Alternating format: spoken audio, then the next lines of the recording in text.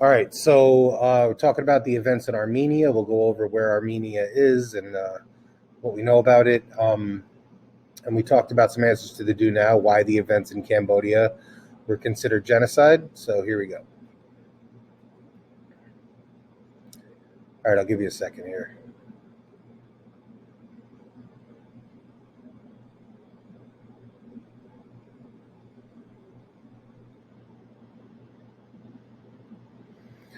All right, so first thing we should probably pay attention to here is time frame. Okay, one of the things we keep saying is we need to contextualize.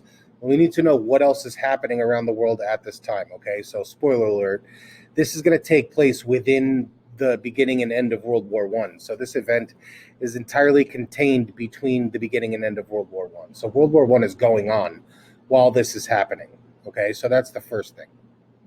Now, this plays directly into this because Armenia, at the time of World War One, you can see it here on the map. It's the little green country, kind of right in the middle of the picture. Armenia is part of the Ottoman Empire. Okay, if you look at Turkey here on the map, Turkey was the biggest part of the Ottoman Empire, and the Ottoman Empire also included other small parts also, but Turkey was like the big major component of the Ottoman Empire. And at the time, Armenia was part of the Ottoman Empire. Okay, so if you look at the map and kind of where it's situated geographically, you could see it's up next to Georgia and what is now Azerbaijan.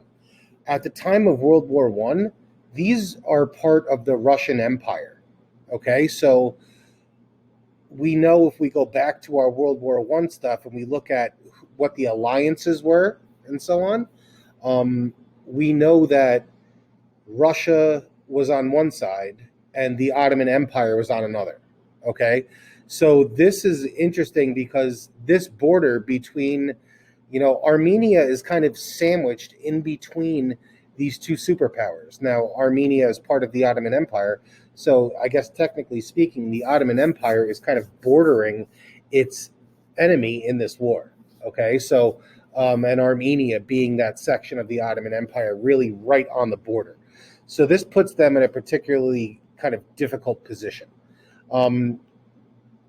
There's other, factors that will play into it, but the important thing to understand here is that, World War One and the two different sides, Armenia being on one side and Russia being on the other.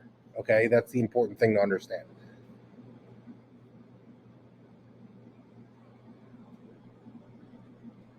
All right, I'll give you a quick second here.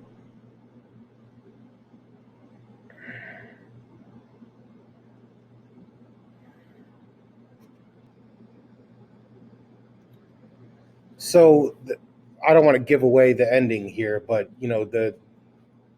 there's a difference between Armenia and the rest of the Ottoman Empire, and that'll become pretty evident once you get into the classwork here.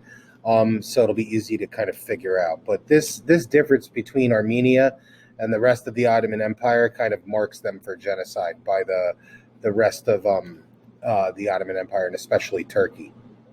So you'll get a chance to kind of dig into that. Um, that when we talked about World War One and we talked about the main causes of World War One, we spent some time talking about the elements of nationalism that existed, especially in the Balkan Peninsula. But we mentioned that there's a lot of big countries and big territories that have a lot of different kind of ethnicities or races or religions or things like that within them, and they're all grouped on together inside these giant territories.